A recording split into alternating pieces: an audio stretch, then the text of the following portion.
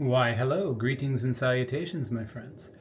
Just last week, we had an epic snowstorm in Toronto, and my neighborhood of Leslieville got slammed with a record over 50 centimeters of snow in one day.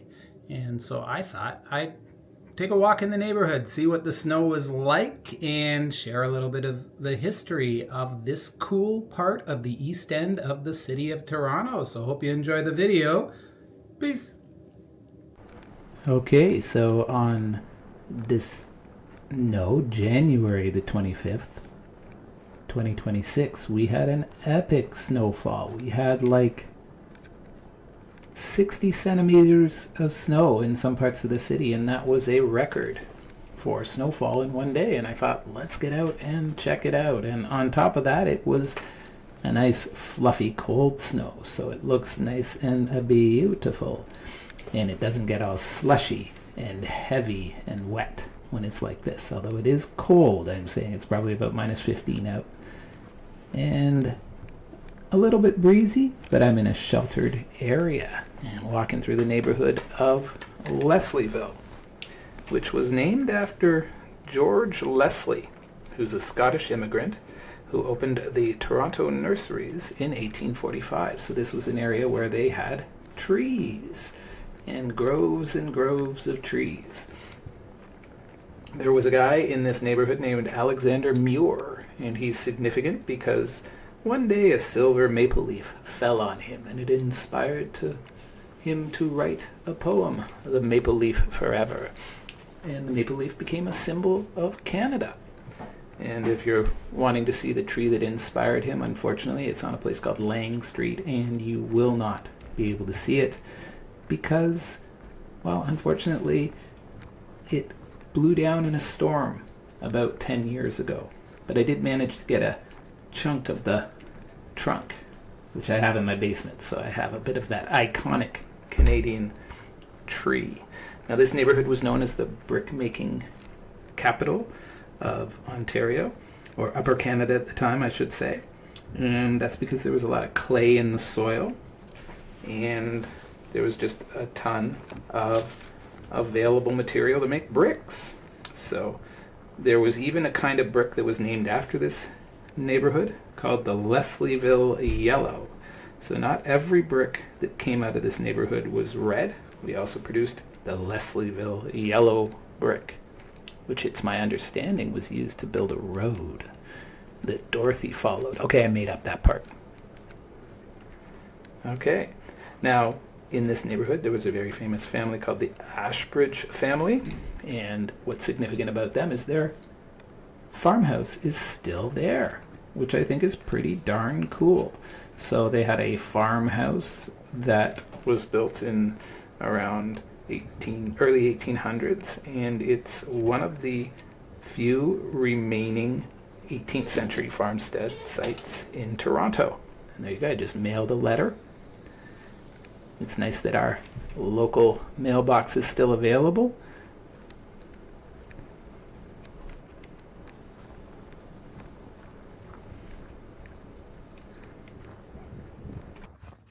This neighborhood, as I told you, was settled by a guy named George Leslie, and it was named after him. But why was it named after him? Well, I would argue it was probably named after him because he was the postmaster.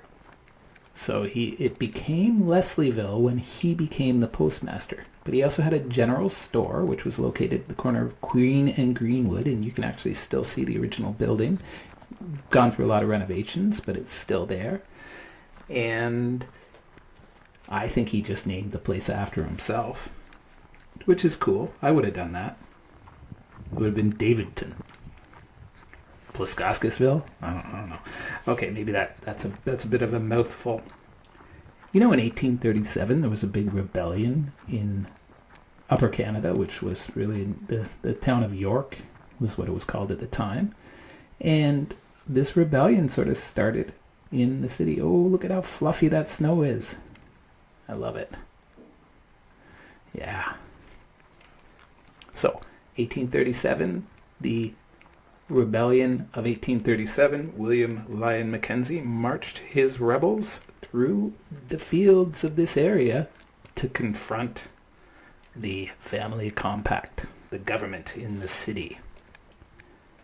Now, we're going to walk a little bit more through this snow. It's super beautiful. We're going to come up on a McDonald's. There's a little ladder that somebody has. Why do people have a ladder? They were actually using the ladders in this snow to clean off their cars because it was just that rough. So we are going to move along a little bit. We're going to speed up the video right now because I want to get to a different location and talk to you about it. So I'll see you on the other end of the speed. Speed run.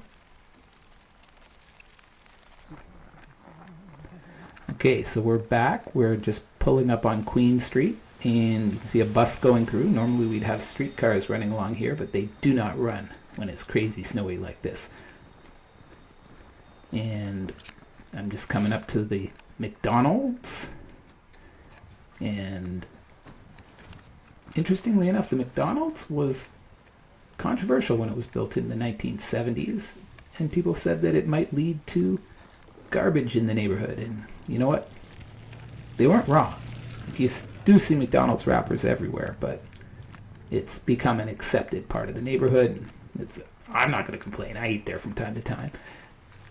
On the left is a new development, which is an interesting thing. I think they're doing a really cool job. They are hopefully going to have mixed housing and housing for people who need it. So that's kind of the idea there, as well as condominiums, rental, and it's that kind of mixed use housing I think makes for a slightly better urban environment. Now if you look up to the left there, you'll see this round building that looks a little bit like a coliseum, and that is part of the sewage treatment plant that I want to talk about next. So here we go. As soon as I get past here, you're going to see I'm a little less sheltered and it gets windy. You can hear it as soon as I get out into the wind. And if you look over that across the street, that whole field is the sewage treatment plant. You can see the original sewage treatment building that was built in 1910, although I think that building was built in 1940, and I thought, I'm gonna hop in here and I'm gonna walk right up to the building, but I forgot something. The snow was crazy deep, so as soon as I got into the snow, I was sort of pretty much waist deep, and I sort of aborted that plan to walk over to the sewage treatment plant. As you can see, I'm barely moving through the snow. And so we'll just look at it a little bit. And I'm going to head back, and as I walk along there, I'll tell you a little bit about the sewage treatment plant. It's known as the Ashbridges Bay Treatment Plant, and it is one of Canada's largest and oldest wastewater treatment facilities, originally built in 1910. It was actually marshland all around here, so this area here has all been sort of filled in. But it was originally marshland, and it was expanded in the 1940s. So everywhere where I'm walking, underneath me I always like that it's pools of poo underneath me as I walk, so that everything gets collected underneath here. And one thing that's really interesting about this plant is it's energy self-sufficient. What I mean is they use anaerobic digesters to break down the sewage. So they digest the sewage, and this produces flammable gases like methane gas. And they use that to generate electricity and heat for the facility. So they basically burn poo gas. And the other thing that's, speaking of poo gas, the whole neighborhood used to kind of smell a little bit like poo gas. Back when I was a kid, I remember that. And they've done a lot to control the odor. And one thing I will say about the odor is I think that's one of the things that kept housing prices down in the area enough that I was able to buy a place when I did buy a place, although now it's prohibitively expensive, in Leslieville as well. And that's the interesting thing. Leslieville kind of got known as a sort of artistic hub. And that's because they built some film studios out there because property was cheap. And a lot of artistic types moved into the neighborhood because property was cheaper. So you had this kind of fun boho neighborhood that built up in the area and starting around the 1990s. Oh, am I going to hit this guy? Is he going to hit me? No, he stopped. Thank you, Mr. Plow. That's his name, Mr. Plow. That name again? It's Mr. Plow.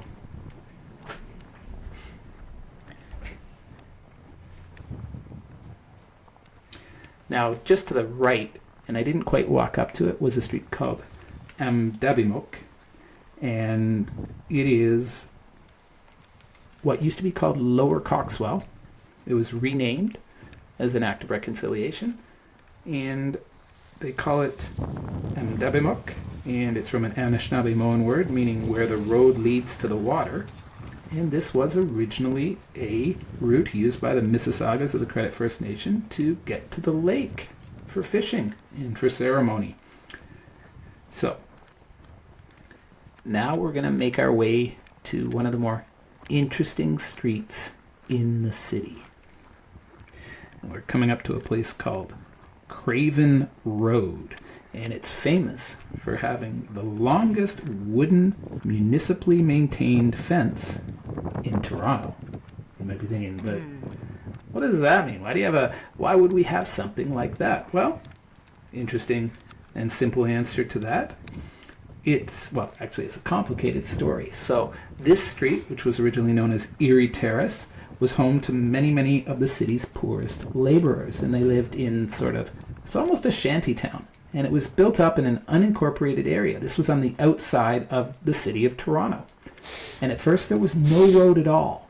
And the people who lived on this road had to beg the people on the next street over on Ashdale Avenue to let them walk through their yards to actually get to their house. That always caused beef. Then in 1910, things got a little worse when they got an actual road put in there, and the city took away some of the land from the backyard of the people on Ashdale Avenue, and they didn't appreciate that appropriation. And beef continued. And then after the First World War, there were a lot of war widows who found themselves with a lot of extra cash. And you know what they used that cash to do? Get the street paved, get services put in, and most importantly, get a fence put up, which separated them from those snobs over on Ashdale Avenue. You can see the fence right there. And what did that fence do? That fence meant that no one could access Craven Road from Ashdale. And a lot of times people will buy a place on Ashdale on the side of the street and think, oh, look at this back fence. I can just blow it out and put a garage in there. You cannot. It's in the law. This fence has to remain unbroken. And the beef between Craven and Ashdale shall remain for all of human history. Well, all right, I made that part up. There's no real beef between the two streets right now. But there used to be 100 years ago.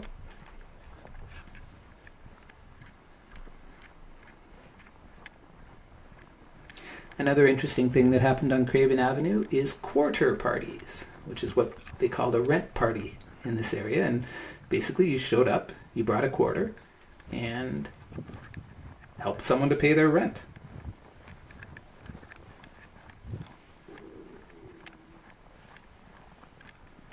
Now, as we're walking along here, we're coming closer and closer to a street called Gerrard, and this particular stretch of Gerrard is known as the Gerrard Street India Bazaar, and I thought it would be interesting to look at that in a little bit more detail. So I'm going to speed up my walk, and I'll see you on the other side.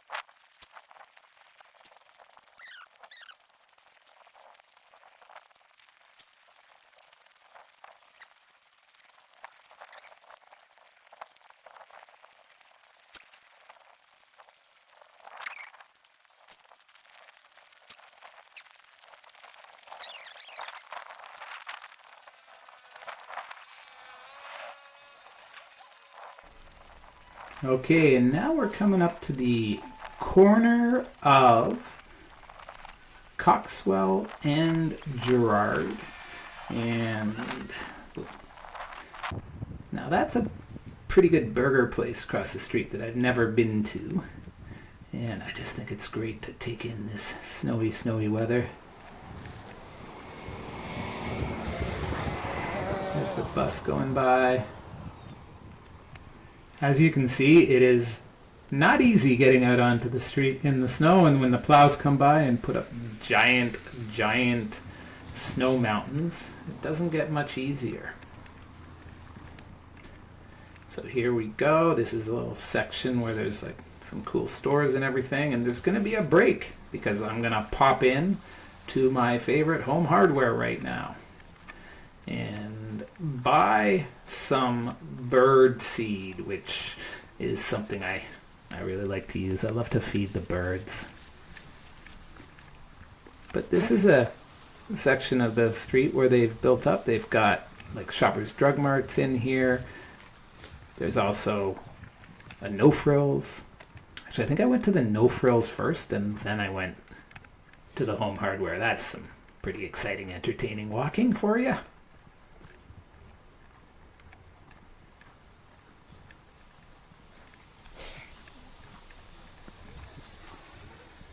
So let's just wait till we get to the break, and then I'm going to talk to you about what I'm going to talk about next. So we're ready for the next bit. I've got my bags, I got my camera, I got everything ready to go, and now we're ready for a walk through Gerrard Street India Bazaar in the snow. So, a little bit of history of the Gerrard Street India Bazaar. Canada didn't always, Canada had, I think, what you could call a racist immigration policy, in the sense that they only allowed white people from Europe to come to Canada until really the mid-1960s. Then they opened it up to the world, and we started getting immigrants from all over the world, and as people tend to do when they come to a city, they find each other. And people from South Asia found each other in this neighborhood in the 1970s. It was somewhat more working class, and that meant that there was a lot of stuff that was available for a very low price. And so this neighborhood kind of got built up with a lot of Indian stores, restaurants, and they still exist today, although it's interesting because the Gerrard Street India Bazaar is dying just a little bit. There's still businesses coming in, but it's also a lot of people who are looking for cheaper rents and stuff like that. The families who built these businesses in the 70s, 80s, and 90s, they're all retired, and guess what? They're often victims of their own success. Their kids are working in different professions and have found all sorts of other ways of making a living, and aren't really necessarily interested in running a restaurant or a store anymore. And so they're finding also the community itself has tended to move to Brampton and really expanded in different places. And so they're losing customers and they're losing merchants. So I wonder how long this neighborhood will maintain its unique character. Although I suspect it will always have some aspect of its origins as it changes ever so slowly. So let's talk a little bit about the Gerrard Street India Bazaar. It's definitely got a lot of good restaurants, good places to eat. In fact, the whole neighborhood has tons of great restaurants. Leslieville's kind of known as a brunch place. So everyone likes brunching in there. A few other aspects of the neighborhood, if I just sort of talk generally. In the East End, it used to be a bikers area. So we had a Hell's Angel clubhouse, there was a Paradise Riders were close by, but the East End of the city was a city for bikers. It's now more a city for film. A lot of film business in the area, a lot of studios, different things like that. Now, this area, Leslieville, has been fairly gentrified, but it still maintains some of its character as a working class neighborhood. But 30 years ago, this was a strict working class neighborhood in a strong rivalry with the neighborhood next door. The Beaches is what we call it. The people who live there call it the Beach, because it sounds a little snobbier, I think. And the citizens of the Beach did not get along with the citizens of Leslieville. And it's also got a definite artistic feel. So back in the 90s, like I said, a lot of people could afford to live here on an artist's salary, which is basically nothing. Nowadays, not so much. This area really filled up in the 1840s with people from Leslieville. Filled up with people from Ireland. That's what I'm trying to say.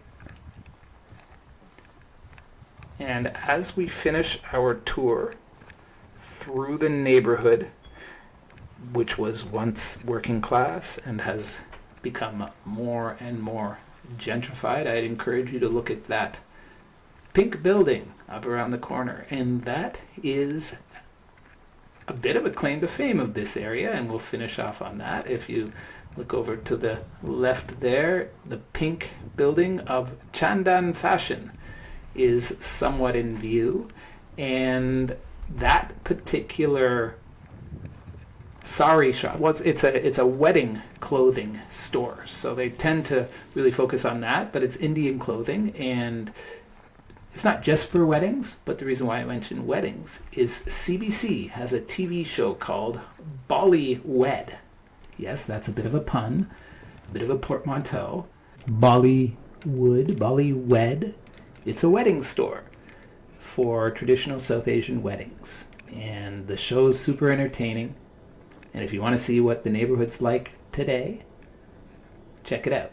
Also, I promise you there will not be as much snow. Thanks for watching. Peace.